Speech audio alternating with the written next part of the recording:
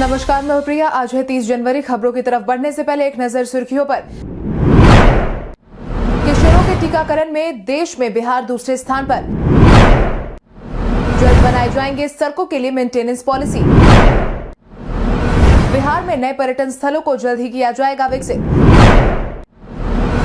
बिहार में मिले कोविड-19 के 1000 से ज्यादा मामले। बिहार में बन रहे देश के सबसे बड़े अस्पताल का पीएम नरेंद्र मोदी करेंगे उद्घाटन। अब चले बढ़ते हैं बिहार की 25 बड़ी खबरों की ओर विस्तार से। किशोरों के टीकाकरण में देश में बिहार दूसरे स्थान पर। कोरोना की जारी तीसरी लहर के बीच किशोरों के टीकाकरण का काम बिहार समेत देश भर में किया जा रहा है, जिसके बाद ही देश भर में कोरोना टीकाकरण का काम भी हो रहा है। हालांकि इस मुहिम में बिहार ने अपने नाम बड़ा कारनामा किया है। स्वास्थ्य विभाग की तरफ से मिली जानकारी के अनुसार बिहार में अब तक 38,29,801 किशोरों को कोरोना का टीका लगाया जा चुका है। सबसे खास बात यह है कि बिहार टीकाकरण की इस रफ्तार के बाद पूरे देश में किशोरों के टीकाकरण में बिहार दूसरे स्थान पर आ गया है। पहले स्थान पर उत्तर प्रदेश है। यहाँ अब तक 87,20,404 किशोरों को टीका लगाया जा चुका है। इसके साथ ही अब तक 45% किशोरों को वैक्सीन लगाई जा चुकी है। वहीं 36,39,329 टीका का डोज लगाकर मध्य प्रदेश तीसरे स्थान पर है। आज बिहारी बर्थडे स्पेशल में हम बात करेंगे गिरीन्द्र शेखर बोस की। गिरीन्द्र शेखर बोस का जन्म आज ही के दिन यानी कि 30 जनवरी 1887 को बिहार के दरभंगा बंगाल प्रेसिडेंसी में हुआ था। गिरीन्द्र शेखर बोस 20वीं सदी के शुरुआती दक्षिण एशियाई मनोविश्लेषक थे, जो भारत मनोविश्लेषणात्मक समाज के पहले अध्यक्ष थे। बोस ने सिगमंड फ्रायड के साथ 20 साल की बातचीत की। फ्रायड के ओडिपल सिद्धांत को बारीकियों पर विवाद करने के लिए जाने जाते हैं। उन्हें कुछ लोगों ने पश्चिम पद्धतियों के गैर पश्चिमी संघर्षों के प्रारंभिक उदाहरण के रूप में भी इंगित किया है। इसके अलावा उन्होंने आरजी में भारत में पहली सामान्य अस्पताल मनोचिकित्सा इकाई भी शुरू की। उत्तर पूर्वी electronic power corporation limited NEEPCO ने निकाली रिक्तियां। उत्तर पूर्वी इलेक्ट्रॉनिक पावर कॉर्पोरेशन लिमिटेड ने ट्रेड अप्रेंटिस के कुल मिलाकर 56 पद पर आवेदन की मांग की है। इन पदों के लिए की बात करें तो इसमें इलेक्ट्रीशियन, फिटर, बॉयलर, प्लम्बर तय किया गया है। वहीं शैक्षणिक योग्यता की बात करें तो अभ्यर्थियों के पास 10वीं पास और संबंधित ट्रेड में आईटीआई की डिग्री होना अनिवार्य है। इच्छुक और योग्य उम्मीदवार अंतिम तारीख 24 फरवरी 2022 तक आधिकारिक वेबसाइट www.nwpco.co.in पर जाकर आवेदन भर सकते हैं। इसके साथ ही आप इन पदों से जुड़ी तमाम जानकारी नीचे डिस्क्रिप्शन बॉक्स में दिए गए यूआरएल से जाकर ले सकते हैं। जल्द बनाए जाएंगे सड़कों के लिए मेंटेनेंस पॉलिसी। बिहार में निर्माणाधीन सड़कों को लेकर बीते दिन सीएम नीतीश ने समीक्षा बैठक बुलाई। इस दौरान सीएम नीतीश कुमार ने वीडियो कॉन्फ्रेंसिंग के माध्यम से पथ निर्माण विभाग, ग्रामीण कार्य विभाग एवं भवन निर्माण विभाग की मेंटेनेंस पॉलिसी के लिए समीक्षा बैठक की। इस बैठक में मुख्यमंत्री ने कहा कि अच्छी सड़कें, पुलों और भवनों का बेहतर निर्माण करने के साथ साथ उसका ठीक ढंग से मेंटेनेंस करना भी हम लोगों का उद्देश्य है। इसी को ध्यान में रखते हुए सड़कों की मेंटेनेंस पॉलिसी को लोक शिकायत निवारण अधिकार अधिनियम के दायरे में लाया गया है, जिसकी मदद से ही सड़कों के रखरखाव संबंधी लोगों की शिकायतों का निवारण हो सके। इस सड़कें मेंटेन रहेंगी तो अच्छी दिखेंगी और आवागमन भी सुलभ होगा। इस दौरान सीएम नीतीश ने साफ कहा कि यह काम विभाग द्वारा ही किया जाए। पथ निर्माण विभाग, ग्रामीण कार्य विभाग एवं भवन निर्माण विभाग जल्द से जल्द विभागीय अनुरक्षण नीति की कार्य की योजना बनाए। बिहार में मिले कोविड-19 के 1000 से ज्यादा मामले। स्वास्थ्य विभाग की तरफ से मिली जानकारी के अनुसार बिहार में बीते दिन के पिछले 24 घंटे में कुल मिलाकर 1302 मरीजों की पुष्टि हुई है, जो इसके बाद बिहार में एक्टिव मरीजों की संख्या 7712 पर पहुंच गई है। इसके साथ ही अगर हम प्रभावित जिलों की बात करें तो अररिया में 15, अरवल में 9, औरंगाबाद में 27, बांका में 27, बेगूसराय में 102, भागलपुर में 64, भोजपुर में 9, बक्सर में 25, दरभंगा में 39, ईस्ट चंपारण में 116, गया में 2, गोपालगंज में 33, जमुई में 16, जहानाबाद में 0, कैमूर में 4, कटिहार में 28, खगड़िया में 11, किशनगंज में 13, लखीसराय में 14, मधेपुरा में 61, मधुबनी में 46, मुंगेर में 63, मुजफ्फरपुर में 61, नालंदा में 8, नवादा में 10, पटना में 221, पूर्णिया में 44, रोहतास में 35, सहरसा में 98, समस्तीपुर में 69, सारण में 78, शेखपुरा में 14, शिवहर में 6, सीतामढ़ी में 33, सिवान में 20, सुपौल में 12, वैशाली में 165, वेस्ट चंपारण में 38 मामलों की पुष्टि हुई है। इसके अलावा 18 ऐसे मामलों की रिपोर्ट भी पॉजिटिव आई है जो दूसरे राज्य के हैं, लेकिन इनके सैंपल बिहार के अलग अलग जिलों में कलेक्ट किए गए हैं। इसके साथ ही बीते दिन के पिछले 24 घंटे में कुल मिलाकर 1,53,310 सैंपल की जांच हुई। वहीं इस दौरान 2577 मरीज ठीक होकर घर वापस लौटे हैं। बिहार में नए पर्यटन स्थलों को जल्द ही किया जाएगा विकसित। बिहार में नए पर्यटन स्थलों को विकसित करने की तैयारी हो रही है। चल रही मीडिया खबरों के अनुसार बिहार सरकार स्थायी जल जमाव वाले बड़े इलाके को पर्यटन स्थल के तौर पर विकसित करने जा रही है। पहली सूची में ऐसे 5 क्षेत्रों का चयन किया गया है। बीते दिनों हुई बैठक में बिहार राज्य आर्द्र भूमि प्राधिकरण की बैठक में इसको लेकर के कई फैसले किए गए, जिसके तहत यह पर्यावरण, वन एवं जलवायु परिवर्तन विभाग इन्हें रामसर साइट की सूची में करने जा रहा है। पहली सूची में ऐसे 5 क्षेत्रों का चयन किया गया है। बैठक में तय किया गया है कि 100 हेक्टेयर से अधिक आर्द्र भूमि वाले इलाकों के विकास की योजना बने। पहले चरण में नागी, नकटी, बरेला, गोगाबिल और कुशेश्वर स्थान का चयन किया गया है। चंचल कुमार केंद्रीय प्रतिनियुक्ति पर तो वहीं एस सिद्धार्थ को मिला सामान्य प्रशासन का प्रभार। मुख्यमंत्री के प्रधान सचिव और सामान्य प्रशासन विभाग की जिम्मेदारी संभाल रहे चंचल कुमार बीते दिनों केंद्रीय प्रतिनियुक्ति के लिए विरमित कर दिए गए हैं, जिसके बाद ही अब उनकी जगह साल 1991 बैच के एस सिद्धार्थ को सामान्य प्रशासन विभाग के अपर मुख्य सचिव का प्रभार सौंपा गया है। सामान्य प्रशासन विभाग द्वारा जारी अधिसूचना के मुताबिक एस सिद्धार्थ के पास अपर मुख्य सचिव जन शिकायत, सामान्य प्रशासन विभाग, बिहार प्रशासनिक सुधार मिशन सोसाइटी के मिशन निदेशक और बिहार लोक प्रशासन और ग्रामीण विकास संस्थान बीपार्ट के महानिदेशक का भी अतिरिक्त प्रभार रहेगा। वर्ष 1992 बैच के अधिकारी चंचल कुमार अब केंद्र सरकार के अधीन सड़क परिवहन और राजमार्ग मंत्रालय में पदस्थापित होंगे। शिक्षा विभाग के नए फरमान पर शिक्षा मंत्री ने रखा अपना पक्ष। बिहार में शराबबंदी कानून लागू है। हालांकि शराबबंदी लागू होने के बावजूद बिहार में क्या खेल हो रहा है ये तो आप भी देख ही रहे होंगे। हालांकि इन सबके बीच चौंकाने वाला वाकया तो तब हुआ जब बिहार में जारी शराबबंदी को लेकर शिक्षा विभाग ने शिक्षकों को शराबियों को ढूंढने के काम में लगा दिया, जिसके बाद से बिहार के सरकारी शिक्षकों में तो बहुत ही आक्रोश है। वहीं अब इस फैसले को लेकर शिक्षा मंत्री विजय कुमार चौधरी ने अपना पक्ष रखा है। उन्होंने इस फरमान के बारे में कहा कि बिहार में शराबबंदी है, सरकार ने सभी से अपील की है कि इसे सख्ती से लागू करना चाहिए, इसमें कोई बड़ी बात नहीं है। शिक्षक भी इसमें शामिल है। शिक्षक भी गुप्त तरीके से पुलिस को सूचना देंगे। पुलिस उनकी पहचान उजागर नहीं करेगी। कृपया कंफ्यूजन पैदा ना करें। बिहार में अभी नहीं मिलेगा शीतलहर से छुटकारा। बिहार में आमतौर पर मकर संक्रांति के बाद ठंड में कमी देखने को मिलने लगती है, लेकिन इस बार ऐसा नहीं होने वाला है, क्योंकि इस बार बिहार में ठंड की शुरुआत भी देरी से हुई। मौसम वैज्ञानिकों की माने तो अभी ठंड का प्रकोप देखने को मिलने वाला है। आने वाले कुछ दिनों तक तो लोगों को ठंड से राहत मिलने की कोई खास उम्मीद तो नहीं है। यही कारण है कि पटना समेत राज्य के 26 जिलों में शीतलहर का अलर्ट जारी किया गया है। मौसम विभाग की माने तो फिलहाल 3 से 4 दिनों तक मौसम ऐसा ही रहेगा। मौसम विभाग ने जो अलर्ट जारी किया है उसके मुताबिक अगले 3 से 4 दिनों के बीच कई जिलों में पारा 2 से 4 डिग्री तक और नीचे जा सकता है। पछुआ हवाओं के कारण अधिकतम तापमान में भी गिरावट दर्ज की गई है। कनकनी पहले से ज्यादा महसूस हो रही है।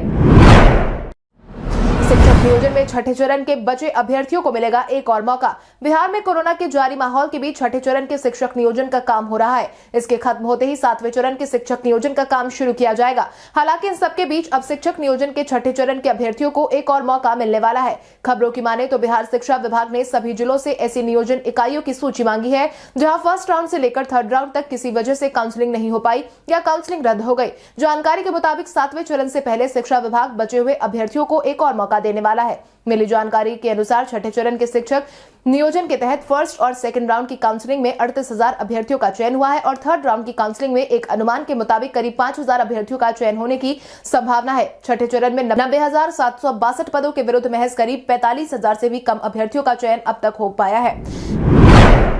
नेहा सिंह राठौर को गायिका देवी ने दी नसीहत। अपने व्यंग भरे गाने के लिए मशहूर नेहा सिंह राठौर इन दिनों यूपी में काबा गाने को लेकर सुर्खियों में है, जिसके बाद से उनके गाने को लेकर विपक्ष जहां उत्साहित है तो सरकार पक्ष की तरफ से बयानबाजियां जारी है। इन सबके बीच अब नेहा सिंह राठौर के गाने पर गायिका देवी ने 2 टूक नसीहत दी है। देवी ने कहा कि उनका गीत वायरल हो रहा है। मैंने देखा कि वो फेसबुक लाइव पर रो रो कर कह रही हैं कि लोग उन्हें काफी ट्रोल कर रहे हैं। समस्याओं को उजागर करना कहीं से भी गलत नहीं है। मैं भी बिहार की रहने वाली हूं और बिहार की समस्याओं पर मैं भी कहती रहती हूं और ज्यादा डेवलपमेंट होने की जरूरत है, लेकिन ये कहना ठीक नहीं है कि यूपी में काबा या फिर बिहार में काबा। यूपी और बिहार में काफी कुछ अच्छा भी है। सरकार से लिपिक सेवा के यूडीसी और एलडीसी के पदों के नाम बदलने की उठी मांग। बिहार में लिपिक सेवा के यूडीसी और एलडीसी के पदों का नाम बदलने की मांग अब उठाई जाने लगी है। सरकार से इसको लेकर बिहार के राज्यकर्मियों ने मांग भी की। इस बाबत बिहार सचिवालय सेवा संघ ने कार्मिक विभाग से कहा है कि 3rd ग्रेड और 4th ग्रेड का नाम देकर कर्मियों को शर्मसार करने की व्यवस्था खत्म होनी चाहिए। संघ ने इस मामले में बिहार सरकार को साल 2018 में हुए समझौते की याद दिलाई है, जिसमें ही बिहार में केंद्रीय सचिवालय की तरह सुविधाएं लागू करने की बात हुई थी। इसमें केंद्रीय सचिवालय की तरह ही सहायक के पद का नाम सहायक प्रशाखा पदाधिकारी, यूडीसी का पद नाम उच्च वर्गीय सहायक और एलडीसी का पद नाम निम्न वर्गीय सहायक रखा जाना है। आपको बता दें कि बिहार सचिवालय में फिलहाल 1600 लिपिक वर्ग के कर्मचारी कार्यरत हैं। इन्हें क्लर्क कहा जाता है। 6 फरवरी तक खोले स्कूल, नहीं तो 7 से राज्यव्यापी आंदोलन। बिहार में कोरोना की जारी तीसरी लहर को ध्यान में रखते हुए बिहार के सभी शैक्षणिक संस्थानों को बंद कर दिया गया है। हालांकि अब मामलों में गिरावट देखने को मिलने लगी है, लेकिन बिहार सरकार की तरफ से 6 फरवरी तक बिहार में पाबंदियों को लागू किया गया है, जिसके कारण ही अभी तो शैक्षणिक संस्थानों को खोलने की कोई संभावना नहीं है। लेकिन 6 फरवरी के बाद सरकार को अब स्कूल कॉलेज खोलने को लेकर अल्टीमेटम दे दिया गया है। Private school and children welfare association ने साफ कहा है कि अगर 6 फरवरी तक दिशा निर्देश पारित नहीं होगा तो 7 फरवरी से राज्य में इस आंदोलन की शुरुआत कर दी जाएगी। स्कूलों को बंद करके सरकार बच्चों के भविष्य के साथ खिलवाड़ कर रही है। इतना ही नहीं, स्कूलों को खोलने की मांग को लेकर एसोसिएशन द्वारा सभी जिला मुख्यालयों में प्रेस कॉन्फ्रेंस भी किया जा रहा है।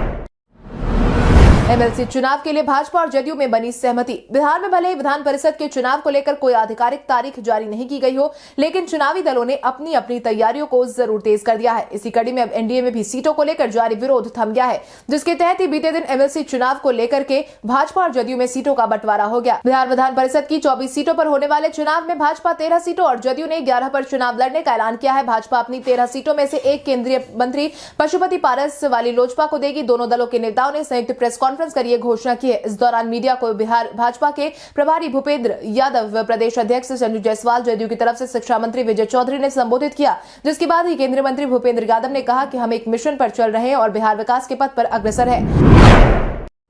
पटना में होगा 23 नए पार्कों का निर्माण। राजधानी पटना वासियों को आने वाले समय में और ज्यादा शुद्ध हवा देने की योजना बनाई जा रही है। वर्तमान समय में राजधानी वासियों के लिए कुल मिलाकर 72 पार्क तो है ही, अब पटना में 23 और पार्क का निर्माण होने वाला है। पटना पार्क प्रमंडल ने उन सभी पार्कों को चिन्हित कर मंजूरी के लिए विभाग को भेजा है। मंजूरी के अनुसार 23 पार्कों में 3 पार्क राजेंद्र नगर में, 3 पाटलिपुत्र में, 1 एजी कॉलोनी में, 1 कृष्णानगर में और 13 कंकड़बाग इलाके में है। सभी पार्कों के विकसित होने के साथ ही इन इलाकों में वातावरण में शुद्धता आने के साथ ही सुंदरता भी बढ़ेगी। उम्मीद है कि पटना वासियों को इन पार्कों की सौगात अगले महीने मिलने वाली है।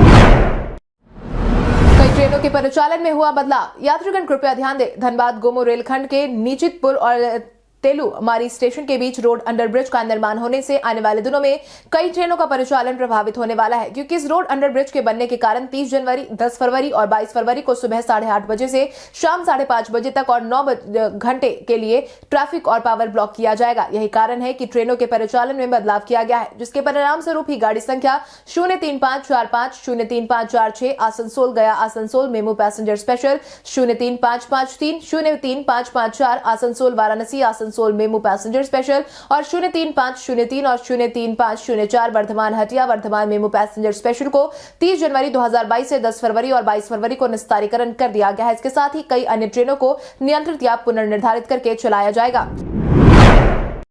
बिहार में बन रहे देश के सबसे बड़े अस्पताल का पीएम नरेंद्र मोदी करेंगे उद्घाटन। बिहार की राजधानी पटना में देश का सबसे बड़ा अस्पताल बन रहा है। केंद्र सरकार ने ईएसआईसी के तहत बिहार के पटना के अलावा राजस्थान के अरवल में बड़ा मेडिकल कॉलेज सह अस्पताल खोलने का फैसला किया था। अब ये फैसला सरजमीन पर उतरने वाला है। सबसे खास बात यह है कि प्रधानमंत्री नरेंद्र मोदी जल्द ही दोनों मेडिकल कॉलेज का उद्घाटन करेंगे। दोनों जगह इसी सत्र से मेडिकल की पढ़ाई शुरू होने की उम्मीद है। पटना जिले के बिहटा प्रखंड के सिकंदरपुर में बने ईएसआईसी अस्पताल में पूरे देश के लोग इलाज कराने आएंगे। केंद्रीय श्रम एवं रोजगार और पर्यावरण मंत्री भूपेंद्र यादव की माने तो इस अस्पताल से बिहार के मगध और शाहबाद क्षेत्र के लोगों को विशेष लाभ होगा। वहीं उन्होंने कुछ वार्डों में निरीक्षण भी किया। राजद के साथ आने के लिए तेज प्रताप ने रखी नीतीश कुमार के लिए शर्त। तेज प्रताप ने नीतीश कुमार और बिहार सरकार के मंत्री मुकेश सहनी के साथ आने पर बड़ा बयान दिया है। इसको लेकर बीते दिन लालू यादव के बड़े बेटे तेज प्रताप यादव के संगठन छात्र जनशक्ति परिषद का कार्यकर्ता सम्मेलन हुआ, जिसमें तेज प्रताप यादव ने अपनी बात कही है, जिसके तहत इन्होंने कहा कि हमने लगातार कहा है कि हमारा दरवाजा तो सबके लिए खुला है, हम दरवाजा सबके लिए खोल कर रख रहे हैं। अगर नीतीश कुमार आना चाहते हैं तो आए, लेकिन वो युवाओं को रोजगार देने की बात करेंगे तभी हम उनके साथ आएंगे। युवाओं को रोजगार देने के लिए नीतीश कुमार आगे बढ़ते हैं तो हम उनके साथ हाथ मिलाने के लिए तैयार हैं। इतना ही नहीं, इस दौरान उन्होंने रेलवे भर्ती को लेकर प्रदर्शन कर रहे छात्रों का भी समर्थन किया। साथ ही साथ उन्होंने कहा कि हम मांग करते हैं कि छात्र के साथ न्याय होना चाहिए। लालू यादव की किस्मत का 15 फरवरी को आएगा बड़ा फैसला। लालू यादव अपनी तबीयत खराब होने के कारण अभी जेल से बाहर निकले ही थे कि एक बार फिर से उनके जेल जाने की संभावनाएं बनती जा रही है। मिली जानकारी के अनुसार डोरंडा कोषागार से 139 करोड़ की अवैध निकासी के मामले में सीबीआई की विशेष अदालत में लालू यादव से जुड़े चारा घोटाला मामले में बहस पूरी हो गई है। खबरों की माने तो सीबीआई की विशेष अदालत ने डोरंडा कोषागार मामले में आखिरी आरोपी डॉक्टर शैलेश कुमार द्वारा मामले पर अंतिम बहस पूरी की। हालांकि सीबीआई की विशेष अदालत ने फैसला सुरक्षित रख लिया है। शनिवार को कोर्ट ने इस मामले की सुनवाई पूरी की और अब 15 फरवरी को अपना फैसला सुनाएगी, उसी दिन लालू यादव सहित अन्य आरोपियों को लेकर अदालत का फैसला आ सकता है। मुकेश सहनी को मिली धमकी। वीआईपी प्रमुख मुकेश सहनी बीते कुछ दिनों से लगातार मीडिया की सुर्खियों में बने हुए हैं। वहीं बीते दिन एक बार फिर से उनकी चर्चाएं शुरू हो गई। हालांकि इस बार वो चर्चा में अपने किसी बयान के कारण नहीं आए, बल्कि ऐसी खबर आई है कि वीआईपी प्रमुख मुकेश सहनी को जान से मारने की धमकी दी गई है। दावा है कि इसी बीच बिहार सरकार के कैबिनेट मंत्री और विकासशील इंसान पार्टी के राष्ट्रीय अध्यक्ष मुकेश सहनी, विकासशील इंसान पार्टी के जिला महासचिव शिवनाथ सहनी का कहना है कि 23 जनवरी को एक अज्ञात नंबर से उनको कॉल आया, जिसमें उनको और उनके परिवार को जान से मारने की धमकी दी गई है। इसके साथ ही कॉलर ने पार्टी सुप्रीमो मुकेश सहनी को भी जान से मारने की धमकी दी है और उनकी पार्टी के जिला महासचिव शिवनाथ सहनी को भी जान से मारने की धमकी मिली है। जिसके बाद ही पार्टी के जिला महासचिव को कहा गया है कि प्रधानमंत्री कार्यालय में ज्ञापन देकर सरकार से अपील की है कि बिहार सरकार के कैबिनेट मंत्री मुकेश सहनी को Z+ सिक्योरिटी दी जाए। उत्तर प्रदेश चुनाव को लेकर आरसीपी सिंह ने दी 2 टूक नसीहत। अगले महीने से उत्तर प्रदेश में चुनाव होने वाले हैं, जिसमें बिहार के राजनीतिक दल भी जोर शोर से इसका हिस्सा बनते हुए दिखाई दे रहे हैं। हालांकि आगामी चुनाव में एनडीए के एक साथ मैदान में उतरने की उम्मीद जताई जा रही थी। इसके लिए आरसीपी सिंह को भी लगाया गया था ताकि वो दोनों पार्टियों के बीच में बातचीत कर कोई रास्ता निकाल सके, लेकिन ऐसा हुआ नहीं और जदयू भाजपा ने अलग अलग ही मैदान में उतरने का फैसला लिया है। हालांकि अब आरसीपी सिंह की तरफ से बीते दिन जदयू को 2 टूक नसीहत दी गई है, जिसके तहत उन्होंने कहा कि लोग मनोरंजन करते हैं, उन्हें करने दीजिए। मुख्यमंत्री नीतीश कुमार के नेतृत्व में एनडीए को काम करने के लिए बैठाया गया है तो वो काम करेंगे, बीच में किसी को दाएं बाएं करने की क्या जरूरत है। बिहार की जनता ने 2020 में 2025 तक काम करने के लिए अवसर दिया है। एमएलसी सीट न मिलने पर मांझी ने किया सरेंडर। बीते दिन एमएलसी चुनाव को लेकर भाजपा और जदयू के बीच में सीट का बंटवारा हो गया। हालांकि सीट के बंटवारे में उम्मीद थी कि मांझी और मुकेश सहनी की पार्टी को भी सीट दी जाएगी, लेकिन ऐसा कुछ भी नहीं हुआ। जिसके बाद ऐसी उम्मीद थी कि शायद मांझी का गुस्सा देखने को मिलेगा, लेकिन बिहार में एमएलसी चुनाव के लिए भाजपा और जदयू की तरफ से सीट नहीं देने के बाद पूर्व मुख्यमंत्री जीतन राम मांझी की पार्टी हम ने सरेंडर कर दिया है। हम के प्रवक्ता दानिश रिजवान ने शनिवार को कहा कि जदयू और भाजपा की हुई प्रेस कॉन्फ्रेंस में हमको शामिल होने के लिए जदयू के विजय चौधरी की तरफ से बुलावा आया था, लेकिन हमारे पार्टी प्रमुख जीतन राम मांझी पटना में नहीं थे। भारत के इतिहास में आज की तारीख कई कारणों से दर्ज। भारत के स्वतंत्रता संग्राम में अपना महत्वपूर्ण योगदान देने वाले राष्ट्रपिता महात्मा गांधी की नाथुराम गोडसे ने 1948 में आज ही के दिन जान ले ली थी। इंडियन एयरलाइंस के फोकर फ्रेंडशिप विमान का 1971 में अपहरण हुआ था। 47 वर्षों बाद 1997 में महात्मा गांधी की अस्थियां संगम में विसर्जित हुई थी। चेन्नई की एक विशेष अदालत ने 2008 में बहुचर्चित स्टाम्प घोटाले के मामले में मुख्य आरोपी अब्दुल करीम तेलगी को 10 साल की सजा सुनाई। 2009 में हुए ऑस्ट्रेलिया ओपन के मिक्स्ड डबल मुकाबले में सानिया मिर्जा और महेश भूपति की जोड़ी फाइनल में पहुंची। 1913 में प्रसिद्ध भारतीय महिला चित्रकार अमृता शेरगिल का जन्म हुआ। अभिनेत्री गुरदीप कोहली का 30 जनवरी 1980 को जन्म हुआ। हिंदी साहित्यकार माखनलाल चतुर्वेदी का 1968 में निधन हुआ। आज के दिन को महात्मा गांधी स्मृति दिवस के रूप में मनाया जाता है।